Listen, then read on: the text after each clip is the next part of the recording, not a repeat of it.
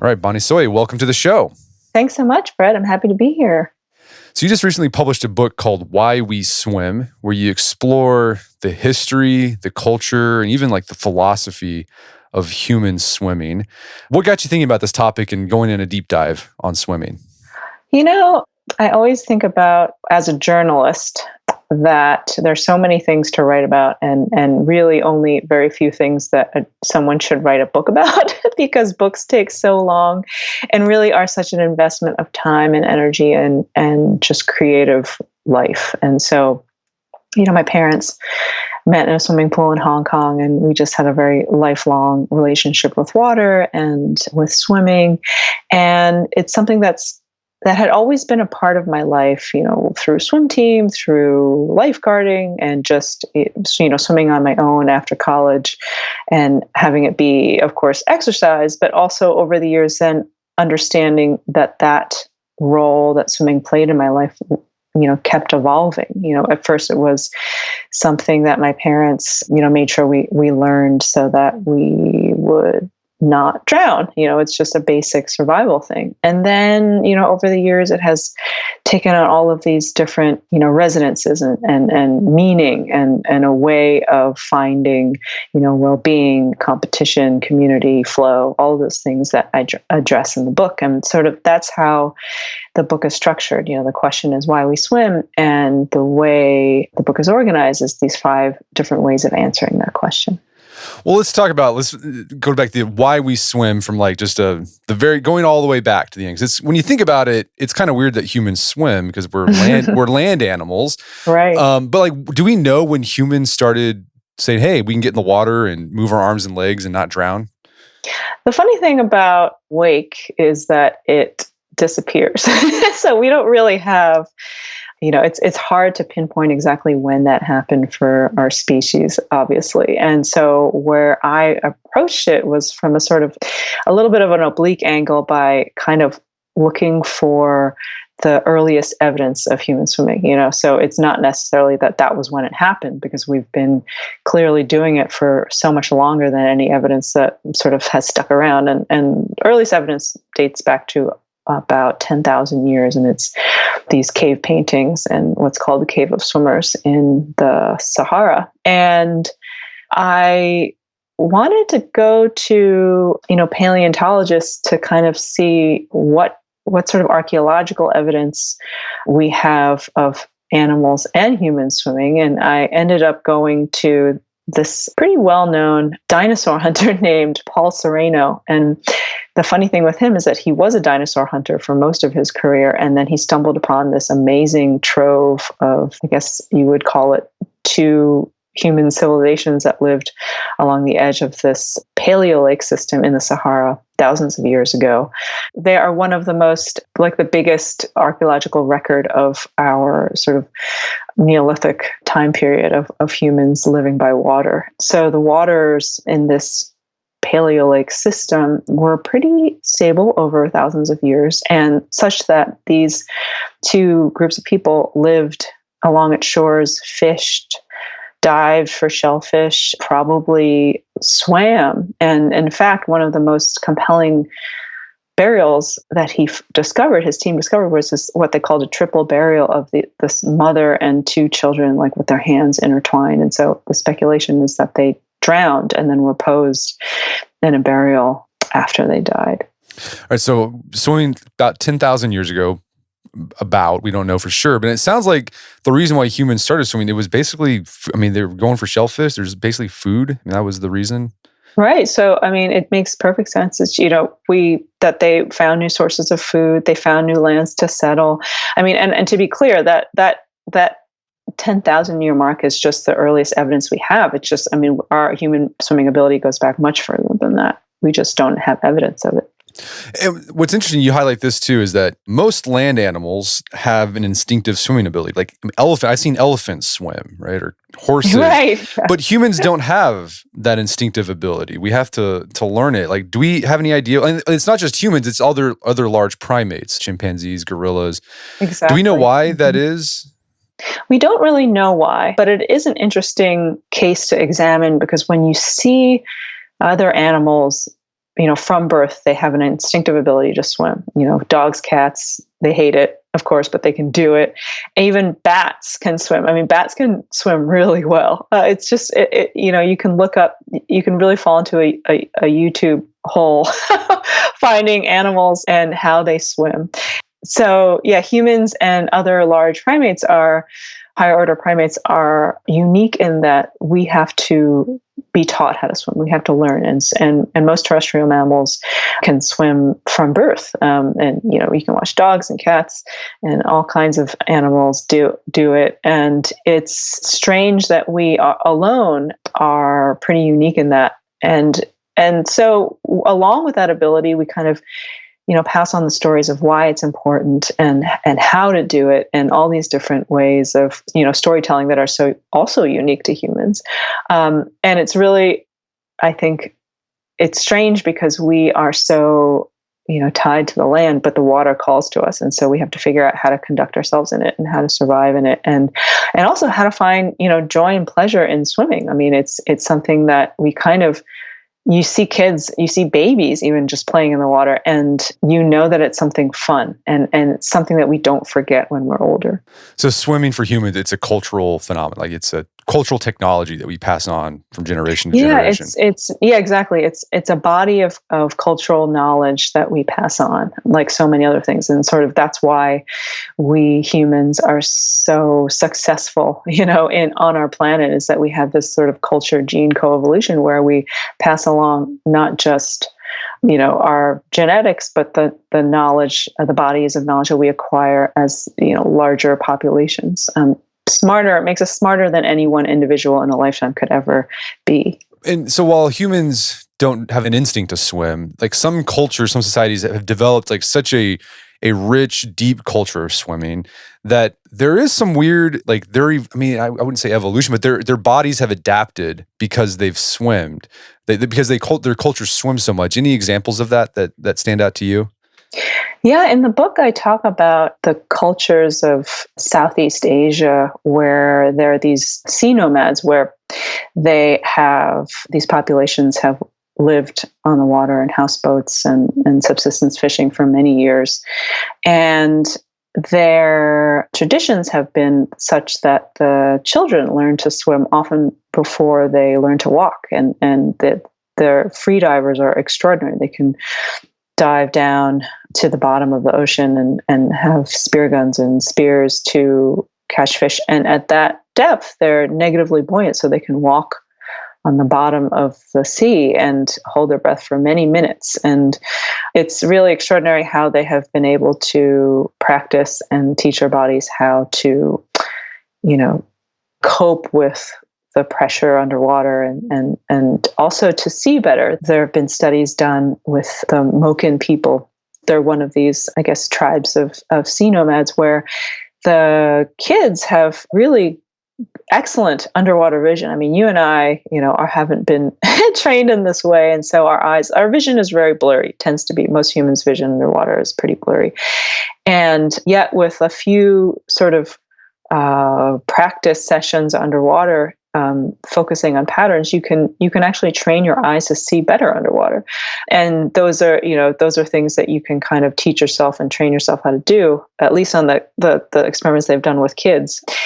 And then there are the other, not adaptations, but like the sort of genetic changes that have happened with the Bajau people. Again, another sort of sea nomadic population in Southeast Asia, where their spleens have been shown to be, I think, as much as like 50% larger than a related group of sort of inland dwelling people. I think this is in Thailand, I want to say. And it's not acquired from diving. It's not that their bodies have been changing from diving. It's just that they've evolved to be better. Their spleens, of course, like when you dive underwater, you're part of your mammalian dive reflex is that your spleen expels all these red blood cells around your body so that you have more oxygen and become more efficient at staying underwater for longer. And with the Bajau, it wasn't that it was only in people who dove. It was this entire population had this,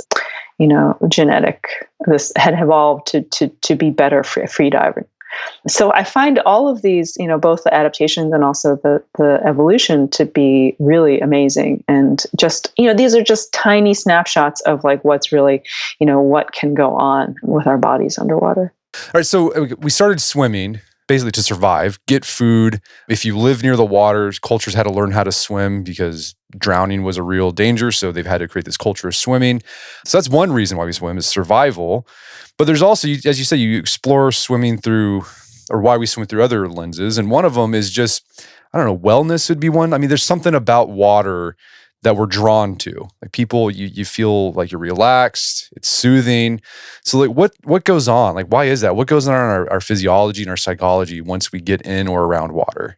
One of the amazing things that I just really loved about researching this book was finding out all of the ways that our brains and bodies respond to water. So just, for example, the sound of water, just like being around it, listening to it, like it boosts our brain's alpha wave activity, and that's the wavelength that's associated with calm and relaxation and creativity. And when you immerse yourself, there are all these changes also that happen. And when you're swimming, of course, like you're increasing just like the blood circulation around your body, and with cold water immersion, that your dopamine levels go up and your metabolism speeds up, and just all these really interesting changes that happen. And we know sort of instinctively that we feel so wonderful when we're around water. You could just, point to evidence of why people always build houses on the beach. They love to walk by the water. They love to look at it. There's something about that does, it does something to our brains. It does something to our moods. We are wired to, respond to these sort of set points in the environment. It's something that the science writer Florence Williams has written. And I love that phrase, like that we are, that we're programmed to respond to like blue and green set points in the environment. It's just like that we somehow know that water is beneficial to us, like, and then we want to get into it, right? And it's like you see in the summer now, you see everyone flocking to the beach, and it's totally all the animals going to the watering hole. It's like this. It's not just for survival; it's also something special beyond that. And in this section, what I love is you find these stories of people who they found that highlight the fact that water is restorative, that can heal the body and the soul. Were there any ones that stood out to you in particular? Sure. In the well-being section of the book, the sort of anchor character there is Kim Chambers, and she is, for those of you who don't know, she's a pretty accomplished long-distance swimmer, and she was the first woman to swim from the Farallon Islands, 30 miles off the coast of San Francisco, to San Francisco. And that's like shark-infested waters, and she did that. But she only started swimming, several years before, because she had had an accident and had almost lost her leg and was rehabbing her body and relearning how to walk, and kind of started swimming as part of that rehab.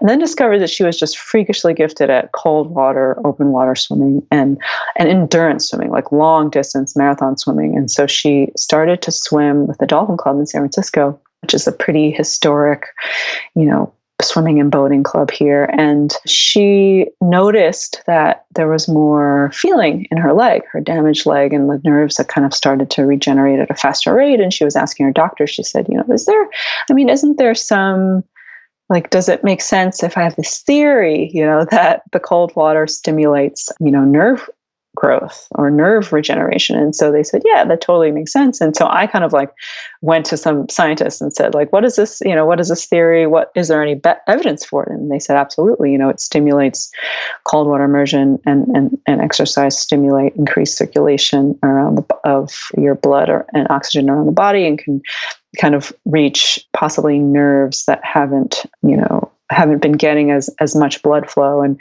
because when you're in cold water, of course, the blood is goes from your extremities to your core to keep you warm. And then when you have sort of warmed yourself up after the swim, that redistribution of blood goes back to your extremities again. It's sort of like a boosting that circulation that really helped her, she thinks. And this the sort of science supports that could be true.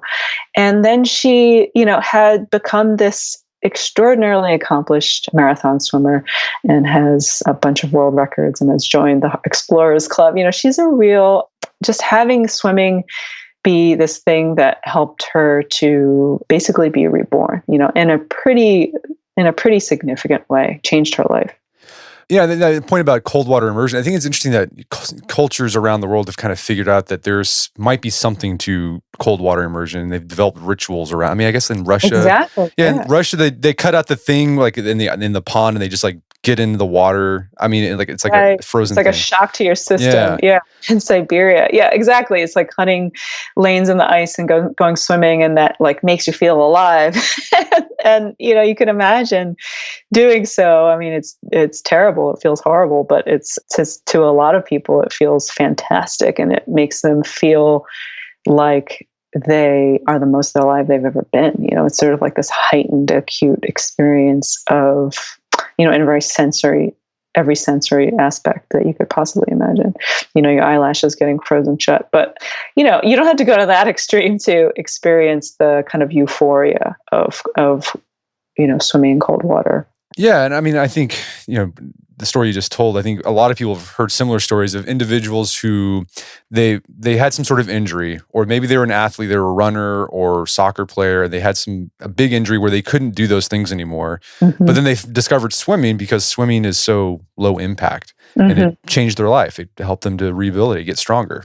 Yeah, and it makes a lot of sense when you think about how it's buoying. You're not beholden to the forces of gravity the way you are normally, and it just increases mobility, and you can move your body in a lot of different ways, more so than you can on land. And it kind of opens you up to, I think, you're more flexible, you can get stronger in sort of by working different parts of your body. And like you said, it's low impact, and people do it, well into their 90s. I mean, it's something that you can do. It's one of those rare sports that you can do your whole life.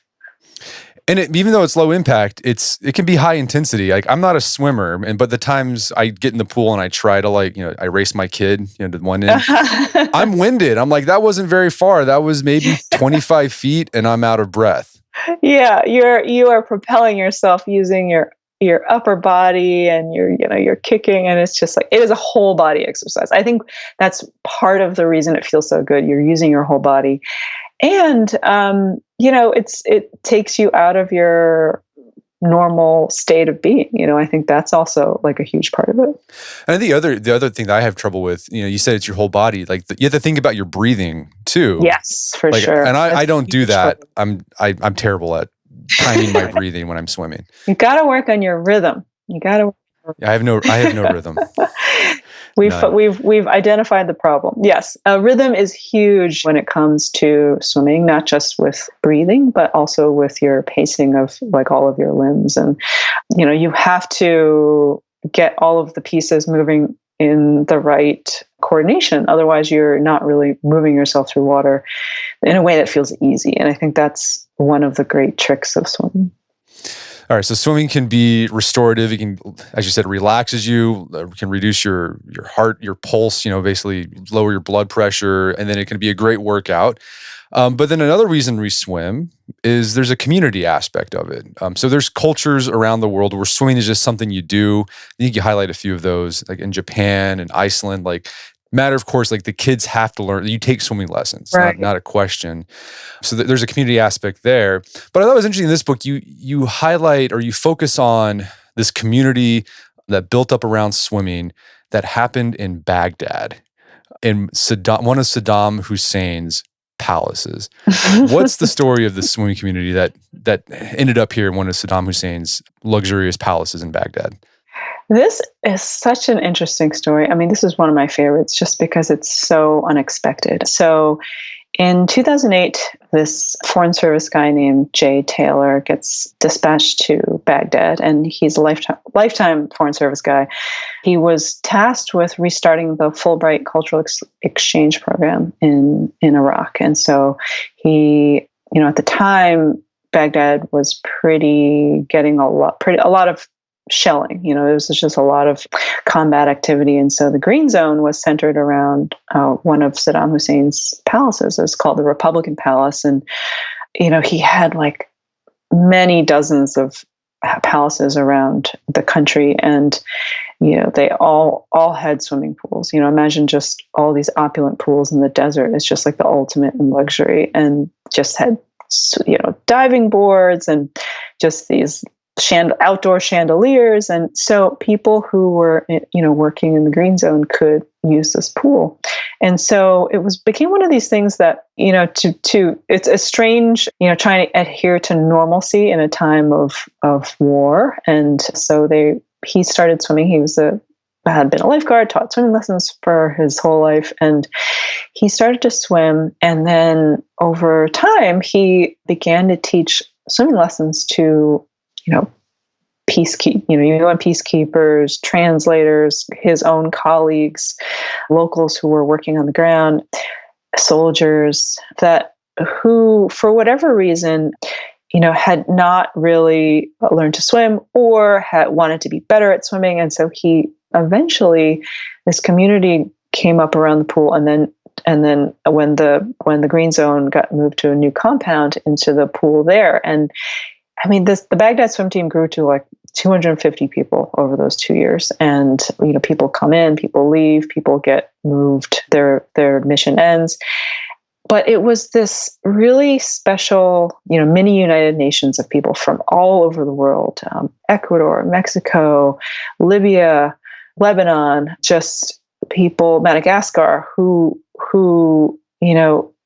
just came together for this like period of time, once, twice, 3 times a week, 4 times a week, where they would be able to kind of forget everything and just find the peace and the community in the water. And maybe they didn't see each other, maybe they wouldn't even recognize each other out in the compound or out and about in their sort of daily work. But in the water, that they found this sense of calm and buoyancy, and, something that like for a few minutes, they could forget where they were and just kind of be.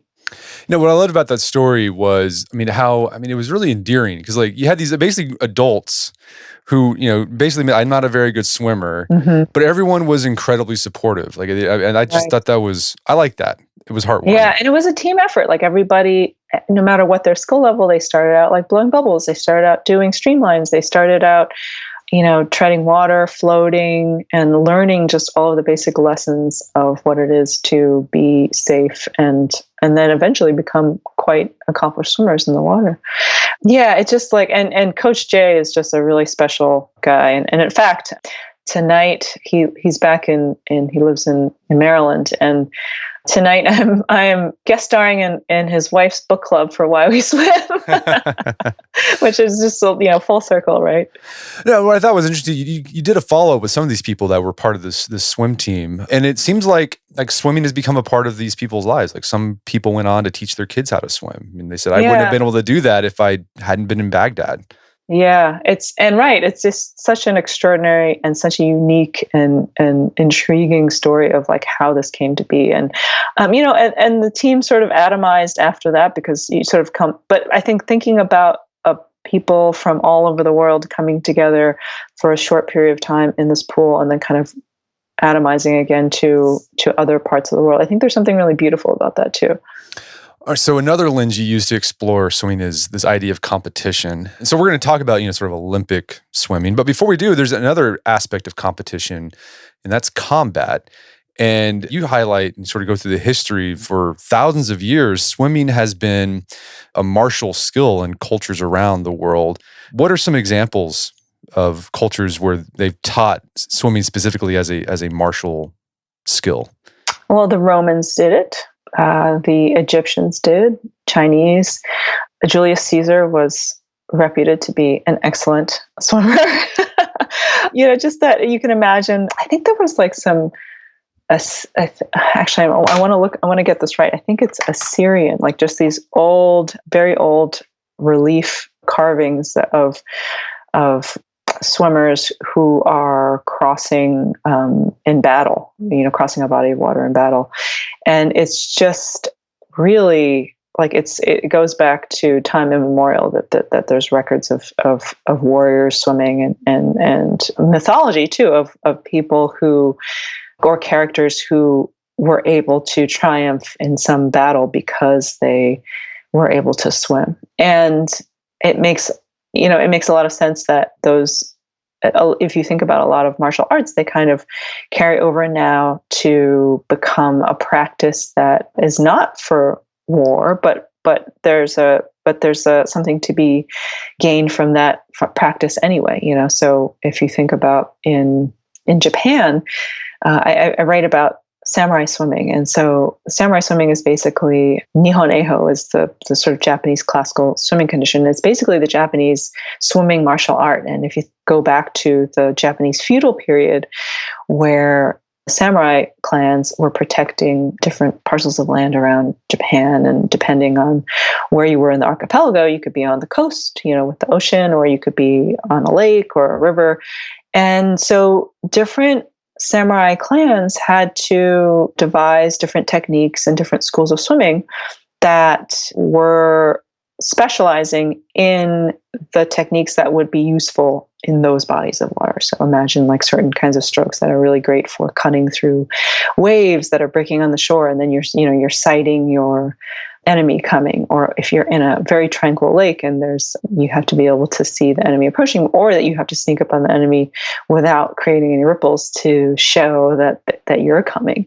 And so there were techniques described of treading water in a really quiet way, up to your eyes, while wearing a lot of armor, and those practices and those techniques and those schools of swimming, those traditions continue today.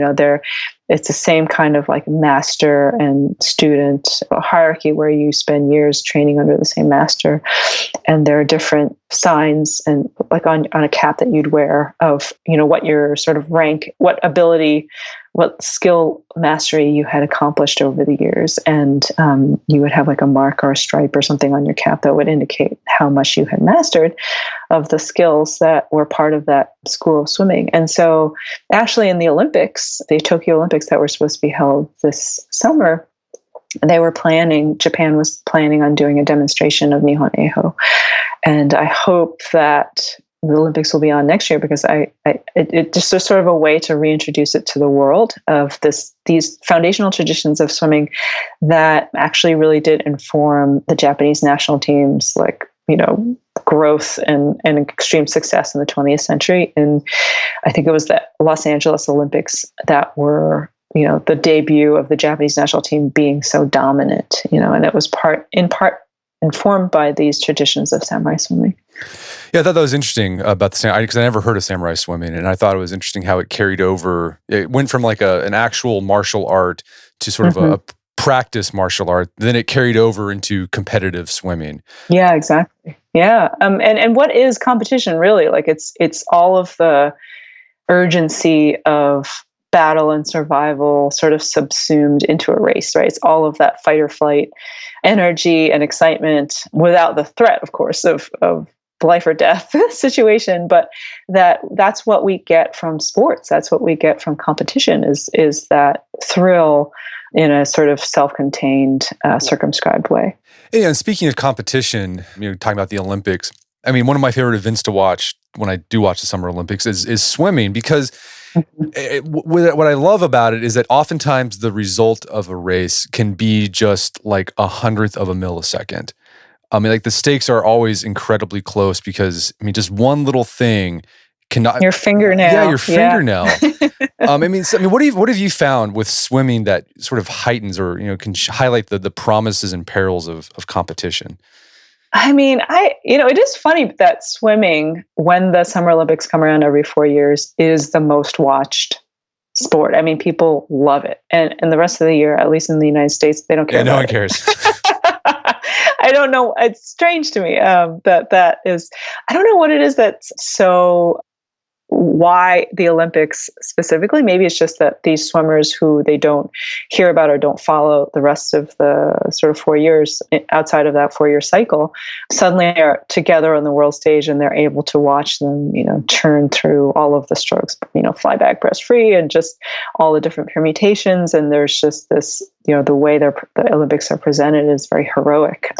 I think swimming is so beautiful to watch, and maybe there is some aspect of that basic survival, life and death thing that is lurking in the back of people's minds. I don't know. I mean, it's interesting to kind of, I would love to know what people who tune in only every 4 years to swimming have to say about it. Like, why don't you, if you love it, if you love it, watching it now, what is it about it that, draws you to it to more than any other sport? It's interesting. I'm curious myself. Right.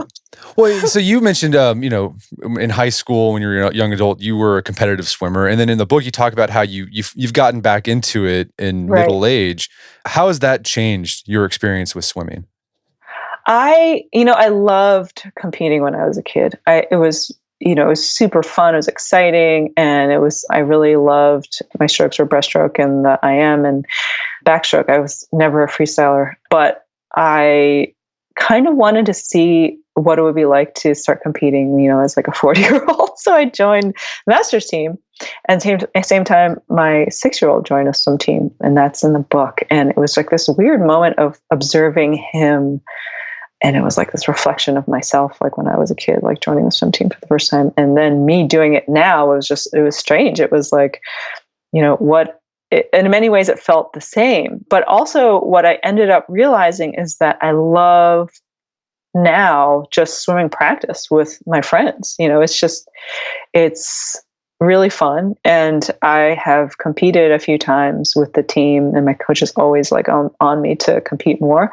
But I find that I don't actually want that. I don't need it. Competition doesn't have the same allure for me that it did when I was younger. And, I've talked about how the role of swimming in my life has changed over time. And now I really do feel like the community is such a huge part of it, because I swim, in normal pre-pandemic days, I would swim 4 days a week. I'd go surfing the other mornings, and I would go regularly to these practices to swim alongside my friends. And I would have also the more sort of like post-school, like kid drop-off thing, and go to the pool and work out on my own. But I would always see the same people. It's just like, that's your community, that's your tribe. And there's something really comforting about it, that routine that's sort of been imploded in this very extraordinary period that we're living through right now. But I have been fortunate in that I have been able to keep surfing. I've been able to swim in open water here in San Francisco Bay. And so it's like adjusting to a new normal, and certainly we're going to be in this for a while. And so it's interesting how all of my swimming friends have adapted, to try to figure out how to get what they need, in this time. So it sounds like competitive swimming in middle age has brought you back to the community aspect of swimming. Yeah, for sure. I think yes. That's I think that's interesting. He started off competing, like, I'm going to destroy you, to like, oh no, I want to be with these people. You're my friends. You're my friends. I like my friends. Yeah, exactly. Well, I think some people don't realize there is there's a community aspect of competition that I think we often think of competition being divisive, but it's also it's a great way of bringing people together too. Yeah, you have a team, and even if you might have rivals on other teams like that, you still have a camaraderie with those people. So the final lens you use to look at swimming is this idea of flow, which is suiting because water flows. But I love what you did. You highlight famous thinkers, philosophers, writers who swam, because we've on the podcast and on the website, we've highlighted, famous thinkers, writers who were walkers, right? Kant and Nietzsche, Thoreau. But you also highlight there was also scientists, thinkers, writers who, instead of walking, they swam. Who are some of those guys? Well, a lot of people don't realize that Thoreau swam every morning when he was at Walden. So that was part of his whole routine there of being, in the woods and being one with the world and all that. And he said, he wrote that was like one of the best things that he did. And so he swam in the pond. I love this question because there are all these secret swimmers who come out of the woodwork, writers. Yeah. Oliver Sacks was famously a swimmer, a great swimmer, and he swam great distances. And I love this. There's a story I love that he told in the New Yorker once, where he used to live, well, he lived in New York, and many, many years ago, he was swimming around City Island in the Bronx, and he saw that there was a house, like a cottage for sale. And so he got out of the water and was wearing his swim trunks. He goes in, he surprises the realtor, gets shown around the house, and then he leaves, gets back in the water, and he has just bought a house. It's just great. He just, mid-swim has somehow acquired a home. And, he wrote very beautifully and poignantly of his relationship with water, how when he got in the water, he felt, he was a stutterer, like he felt all of these things kind of slipping away. And he was just like this graceful endurance animal. Like he would talk about how his dad had like this whale-like bulk, and he was like a big guy. And then when he got in the water, he was just so graceful and, elegant. And I think a lot of people have that transformation. I think water can do that for you. Other writers who are swimmers, Zadie Smith is a swimmer. Haruki Murakami is a swimmer as well. And I recently found out that Yo-Yo Ma is a swimmer, and that just like delighted me so much, because I just I admire his music and musicianship, and just amazing way of being in the world, like a very generous human. And the fact that he's a swimmer made me really excited. And as you highlight, like swimming, there's something about swimming that can get you into that flow state, or that writers or artists are constantly, where everything just seems effortless, where you lose track of time. And I guess, I imagine swimming's great for that, because, you have to get that rhythm, right? There's that flow, but then also you have to, it's almost like an isolation tank. When you're in the water, you can't hear, the only thing you have is your thoughts. Yeah. And so it's this time that you have with yourself, your own mind, however deep and strange and quirky that is. And you have time to meditate on that. You have time to explore like the connections that your mind is just making in ways that are, I think, influenced by the water itself. Just the vocabulary that we use to describe thought, like how it flows, how it, things wash over us, ideas, like float around and then get connected, and, drifting thoughts, like all of this language that we use to talk about how we think and in an ideal state. It's watery language. It's aquatic language. It's aquatic imagery. And I don't think that that's a coincidence, and so in this section, the final section of the book on flow, I make some of these connections, and I turn to the poets to kind of like explain and evoke all of the things that they do so beautifully about swimming, about water, about like sort of life and death, and sort of how we move through the world, and how water can help us do that. No, yeah, that water imagery within the mind, when you said that, it made me think of Bruce Lee, that idea of exactly. mind like water, right? Yeah. Oh my gosh. Have you seen that, the documentary? No.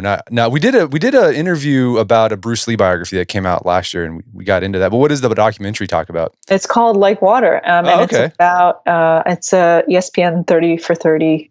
It just came out. I'll have to check that out. It's so great. Yeah, it's fantastic. And I thought about it because he talked so much about, how water was a metaphor for all of these things in his life. And he really was such a connector. And I think that, I don't know what his experience with swimming was, that the documentary does not go into that, but just how, again, the language of connection, the language of merging, and also about the philosophy of being like water. What does that mean? Is really a terrific documentary film that I just loved watching. Did you write most of this book while you were swimming? That's a great question. I wrote the flow section, which is, again, this final section of the book, which is quite different from the first 4 sections, which are much more reported, character-based, about stories, right, about other people and sort of their amazing adventures and history and all that. The final section is a little bit different because it kind of pulls all of these threads through together, but but is more ideas oriented. And so it's a different kind of thinking, right? It's a different kind of writing. And so I spent a lot of time in the pool. I would get in the mornings and be like, all right, what am I thinking about while I'm swimming? It was like this very strange, like meta, like, and then I would get out of the pool and I would like type things into my phone, and then I would go home and then I would write them. So I did do quite a bit of that last section of the book, write it in my head when I was swimming, for sure. Well, Bonnie, this has been a great conversation. Where can people go to learn more about the book and the rest of your work? My website, bonnietsui.com. It's BONNIET as in Tom, S as in Sam, UI.com. And I'm on Twitter as well. All right, Bonnie Tsui, thanks for your time. It's been a pleasure. Thanks so much. My guest today was Bonnie Tsui. She's the author of the book, Why We Swim. It's available on Amazon.com and bookstores everywhere. You can find out more information about her work at her website, bonnietsui.com, and Tsui is spelled TSUI. Also, check out our show notes at aom.is/whyweswim, where you can find links to resources where we delve deeper into this topic.